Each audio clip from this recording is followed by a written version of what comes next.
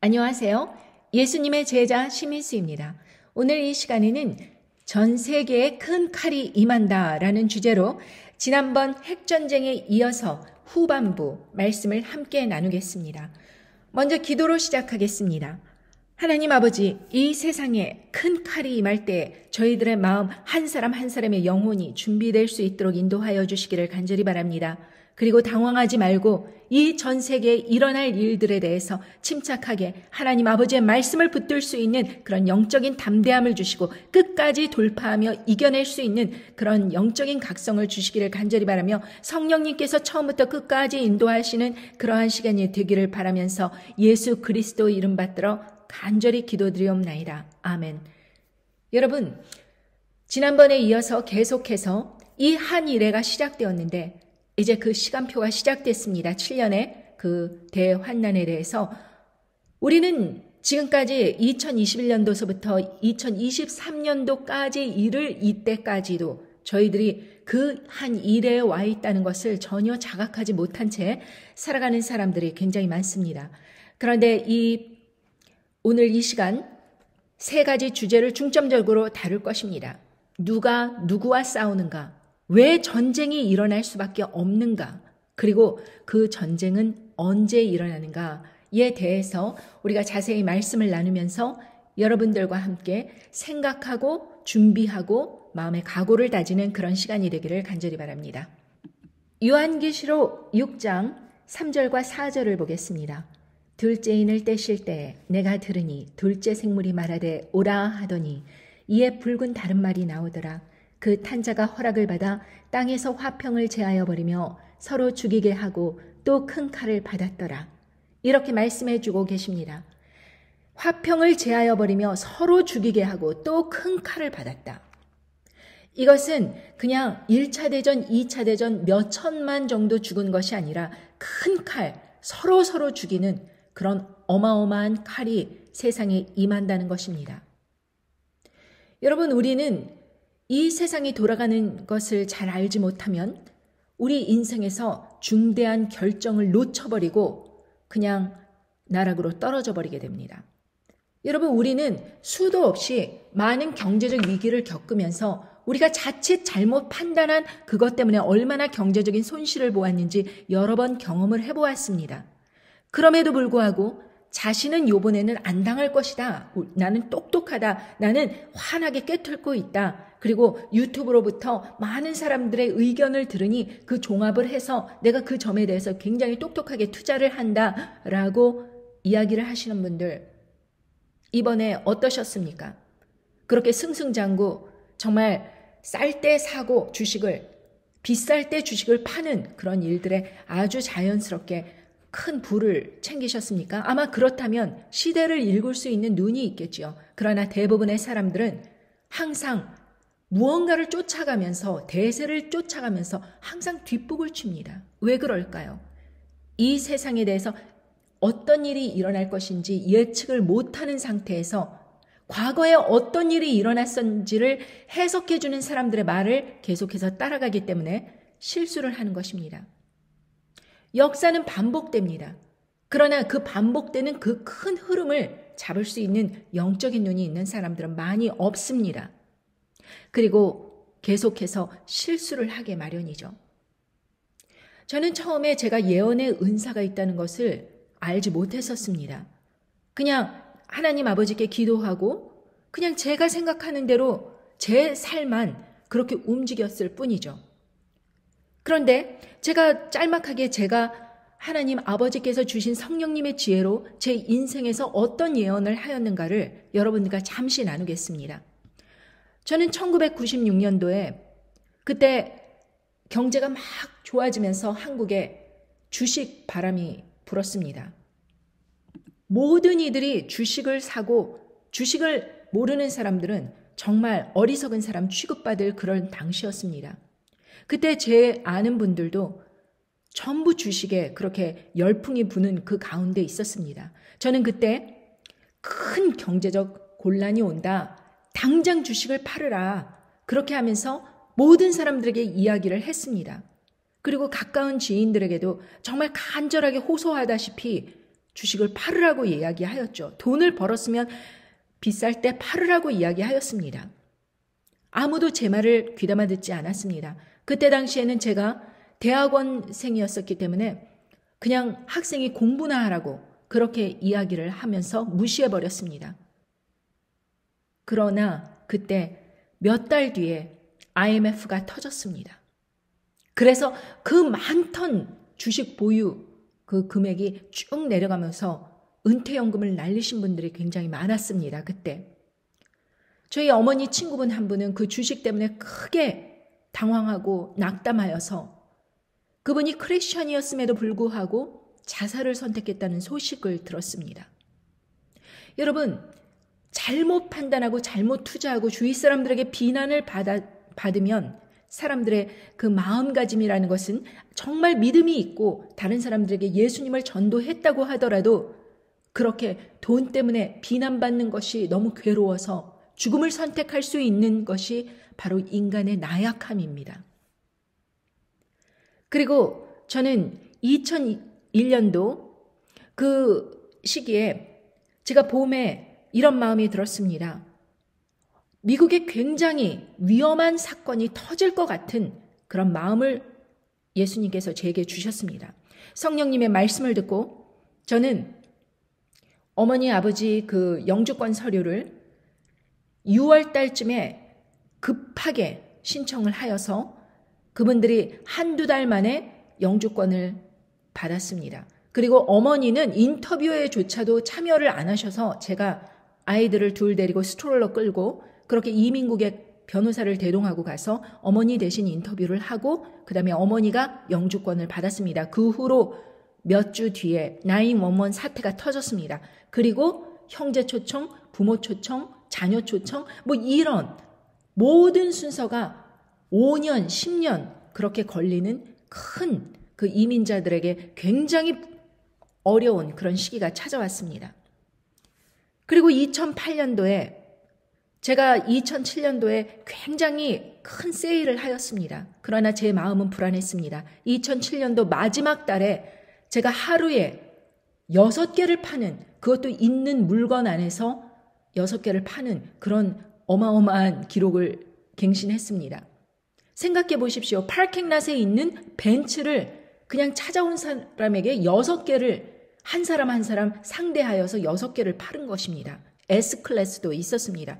여러분 그것은 쉽지 않은 일입니다. 보통 그렇게 비싼 고가의 차를 살 때에는 주문을 합니다. 그리고 그게 몇 개월 걸립니다. 그런데 우리가 보유하고 있는 차량 중에서 6개를 판매했습니다. 그러고 나서 몇 달 뒤에 회사에 큰 회식 자리가 있었습니다. 제 앞에는 사장님이 앉아있고 제 옆에는 부사장님이 앉아있어서 저에게 그렇게 말을 하는 것입니다.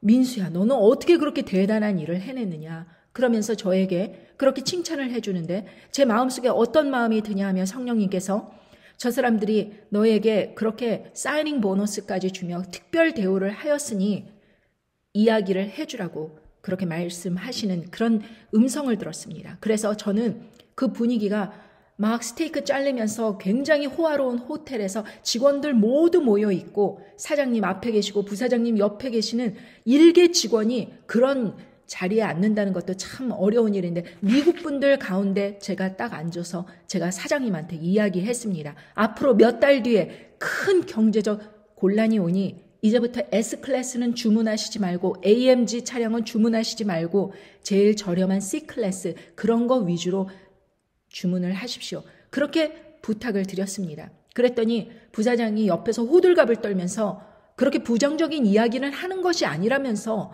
저를 극구 만류했습니다. 그러나 나는 끝까지 그 사장 눈을 똑바로 쳐다보면서 만약에 사장님이 준비하지 않는다고 하신다면 저는 제 개인적으로 준비하고 있습니다. 그러니 사장님도 준비하시기 바랍니다. 이렇게 말을 하면서 부탁을 했지만 권고를 했지만 그 사장님은 여전히 하던 대로 경제가 좋으니까 2007년도를 회상하고 계속해서 비싼 차량을 주문을 했습니다. 그리고 르만 브라더 사건이 딱 터지고 그때부터 금융위기 딱 오고 파킹랏에 전국 각지에서 모여든 그 벤츠 차량이 쫙 계속 날마다 토행되어 오는 것입니다. 차값을 갚지 못해서 사람들이 포기하는 차량, 페이먼트를 못 내서 차압된 차량, 그런 차량들이 몰려오는 것입니다. 중고차 가격도 내려가고, 여러분 그렇게 비싼 가격에 주문을 한 그 딜러들일수록 큰 타격을 받았습니다. 그런데 그 사장님은 결코 그렇게 제 말을, 권고를 듣지 않고 있다가 사장직에서 물러나고 저기 멀리 외딴 섬으로 그렇게 자리를 옮기셨습니다. 여러분, 그런 것입니다. 어떤 사람이 나에게 어떠한 그 문제가 터질 것이라고 이야기를 했는데 그 사람이 내가 생각하기에 중요한 사람이 아니에요. 내가 생각하기에 내 부하 직원입니다. 내 자녀입니다. 아니면 내 동생입니다. 그렇게 했었을 때 대부분의 사람들은 무시합니다. 자기의 지식을 의지합니다. 그 사람은 하나님으로부터 음성을 듣고 사람들에게 그렇게 전했음에도 불구하고 무시를 당하는 것입니다. 그뿐입니까? 2013년도에 저희 여성도 회원들끼리 모여서 경제적으로 얼마나 힘든가, 금융위기 왔을 때서부터 2011년도 그렇게 13년도가 되자 사람들이 모두 다 힘들다 이야기를 하는 것입니다. 그래서 제가 그때 그랬습니다. 그때 200불 하는, 그러니까 한국 돈으로 20만 원 하는 그 비트코인을 한 10개씩만 사두자. 그러면은 우리가 여행 갈 때 조금 이걸로 큰 혜택을 볼 수 있을 것이다. 그리고 가사에도 도움이 될 것이다. 아마 웬만한 사람 월급은 벌지 않겠는가, 이렇게 이야기를 했습니다. 그랬더니 저에게 7, 8명의 여성도원들이 무슨 말 하는 거예요? 그런 이상한 소리를 내 처음 들어보네. 이러면서 저를 마치 사기꾼 취급을 하면서 그런 이야기는 처음 들어봤다고, 그 비트코인이 뭔지 전혀 알 관심조차 두지 않았습니다. 그러고 나서 그 비트코인이 2021년도에는 적어도 6만 5천 불까지 올랐습니다. 그랬을 때 저에게 어떤 사람이 비트코인 그 다단계 사업을 하자고, 그때 당시에 코인 다단계성 코인 시장에는 뭐 루나, 테라 그런 코인들도 비롯하여서 여러 가지 다른 코인들도 많았습니다. 저보고 다단계를 같이 하자는 것입니다. 그래서 제가 이야기하였습니다. 지금 비트코인 대폭락할 것입니다. 그리고 루나나 테라 같은 그런 작은 코인들은 하루아침에 영원히 될 것입니다. 괜히 지금 사람들의 돈을 끌어당겨서 그렇게 실족하지 마십시오. 그러면서 1시간가량을 이야기하면서 하지 말라고 하였습니다. 그러고 나서 몇 달 뒤에 루나 테라 사건이 터졌습니다. 그리고 비트코인도 동반 하락하였습니다. 여러분, 그것뿐만이 아닙니다. 저는 러시아 우크라이나 전쟁 2022년도 초에 그게 열렸을 때 사람들이 다 그것은 크렘반도 일대처럼 러시아가 좀 경제적 제재를 받으면은 슬그머니 그만둘 것이라고, 그렇게 흐지부지 없어질 것이라고, 우크라이나 전쟁에서 이기지 못하고 그렇게 흐지부지 되는 전쟁이 될 것이라고 그렇게 다들 예언했습니다. 그리고 중요성을 생각하지 않았습니다. 저 외딴 섬 러시아 우크라이나가 우리와 무슨 상관이 있냐, 이런 식으로 대하였습니다. 그랬을 때 저는 이렇게 이야기하였습니다. 이제 두 번째 인이 떨어졌다. 이 러시아 우크라이나 전쟁으로 인해서 큰 전쟁이 촉발될 것이다.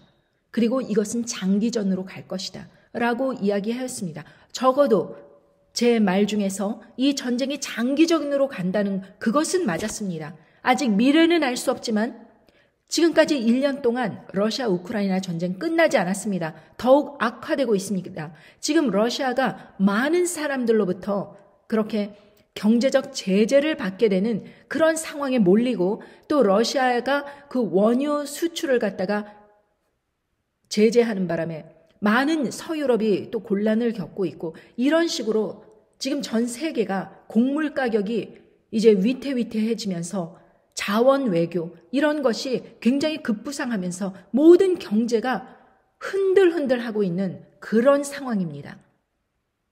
여러분, 저는 또 경제 붕괴를 예언했습니다.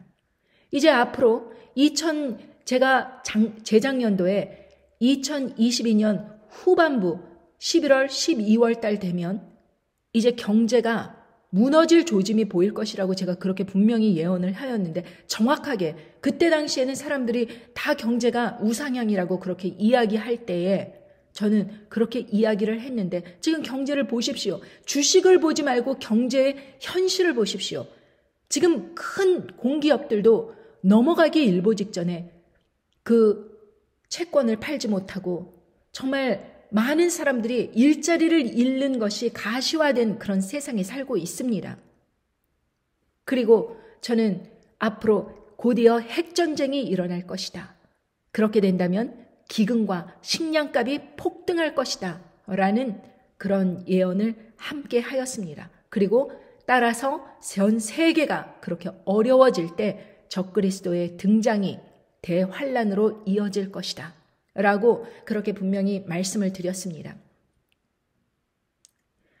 저는 벤츠를 판매할 때에도 어떤 사람과 대화를 나누면서 차를 판매하게 되는 그 순간에도 이게 이 사람에게 파는 마지막 벤츠가 되겠구나 라고 제가 생각을 하면 반드시 그 사람은 망했다 그러고 다시는 벤츠를 사는 그 일이 없었습니다. 저는 제가 무당같이 그런 쪽에 그런 것이 아니라 그 사람과의 대화를 듣고 그 사람의 그 경제 수준을 잘 곰곰이 생각해 보면 3가지 질문에서 이런 답이 나옵니다. 자산이 없고 거품이 꼈다. 신용이 나빠졌다. 도덕성이 결여돼 있다. 허풍을 떨면서 사기성이 있다. 즉 다단계에 몸담고 있는 사람들. 그런 사람들 대부분이 제가 생각한 대로 다음에 또 벤츠를 살 수 있는 재구매 여력이 없는 사람들이 대부분이었습니다. 아니, 거의 다가 그랬습니다. 모두 그랬습니다. 그래서 저는 정말 제가 예측한 바가 그렇게 들어맞을 때 확신이 들게 되는 것입니다. 그렇게 내가 여태까지 생각했고 기도하면서 받은 응답들이 그렇게 없어진 것이 아니라 정말 현실화됐구나. 내가 만약에 이것을 갖다가 책으로 써내고 사람들에게 그렇게 미리 이 얘기를 하였다면 아마 나는 예언자가 되었을 텐데 나는 그러지 않고 그냥 주위 사람들이나 말리고 다니는 그런 식으로 하여서 여태까지 저의 예언이 사람들에게 알려지지 않았고 사람들은 아무런 대비하지 못했고 그런 재난을 당했구나 라는 생각이 들어서 이번에는 유튜브를 통하여서 사람들에게 그렇게 전하려고 했지만 이 유튜브가 어느 정도 사람들이 모이게 되자 그 유튜브를 회방하는 사단의 세력이 너무나도 많은지라 그것을 유튜브에는 알리지 못하고 이 mcjworld.com에서 대신 전하는 것입니다. 여러분, 저는 이런 생각을 해봅니다. 만약에 저의 예언이 틀린다면 나는 양치기 소년이 되는 것이 아닌가라는 생각을 해봅니다. 그러나 사실 양치기 소년이 그렇게 비난을 받게 된 것은 고의로 인기를 끌려고 거짓으로 자기가 말을 만들어서 예언을 계속해서 거짓으로 늑대가 온다 그러면서 여태까지 계속해서 말을 했기 때문에 사람들의 비웃음과 조롱을 받게 된 것입니다. 만약에 양치기 소년이 처음에 예언했던 것, 만약에 그것이 아니라면 2번째 예언했던 것이 맞게 됐다고 하더라도 사람들은 그를 비난하지 않았을 것입니다. 준비를 했기 때문이죠. 그런데 양치기 소년이 비난을 받은 것은 자기의 예언이 틀렸음에도 불구하고 계속해서 똑같은 예언을 계속해서 한 것입니다. 어떤 사람은 2014년도에 한국 전쟁 온다. 2017년도에 한국 전쟁 온다. 18년도에 온다. 그러다가 환난 전에 휴거 온다. 이런 식으로 예언을 계속해서 이어가는 사람들이 있는데 마치 양치기 소년처럼 자기의 잘못된 그 예언을 반성할 기미를 안 보이고 이렇게 저렇게 말을 꾸며내면서 사람들을 유혹하고 있는데 사람들은 어리석어 그 말을 따라가고 있는 것입니다. 그런데 저는 처음으로 유튜브를 통해서 이렇게 예언을 하였고 제가 예언한 그 코인 시장 그리고 경제 그리고 여태까지 그 러시아 우크라이나 전쟁 그런 것들의 예언이 모두 맞았음에도 불구하고 사람들이 그 사람 누구냐 공신력이 뭐냐 뭐 어떤 활동을 하였냐 이런 것을 통해서 사람들이 듣든지 말든지 그런 식으로 했지만 여러분들께서 만약에 이 말씀을 듣지 않는다면 앞으로 여러분들에게 큰 손해가 올 것이고 준비를 못하게 될 것이고 준비를 못한다면 길거리로 나앉게 될 수밖에 없을 것이고 길거리에 나앉게 된다면 적그리스도 짐승 세력이 짐승 정권을 세웠을 때 가장 먼저 타겟이 되어 고문을 받고 죽임을 당할 수밖에 없는 그런 처지가 될 것이라는 것을 저는 분명하게 말씀드립니다. 그러므로 여러분들께서 준비가 잘 된다면 여러분들께서 큰 환난이 이 세상에 임할 때에 다른 사람들을 다 열심히 알리고 그리고 여러분과 여러분 주위 사람들이 준비가 된다면 여러분들은 하나님께서 그 예수 그리스도께서 재림하시는 그 시간까지 끝까지 인내하여서 그분을 맞을 준비를 할 수 있다. 이런 희망적인 말씀을 드리는 것입니다.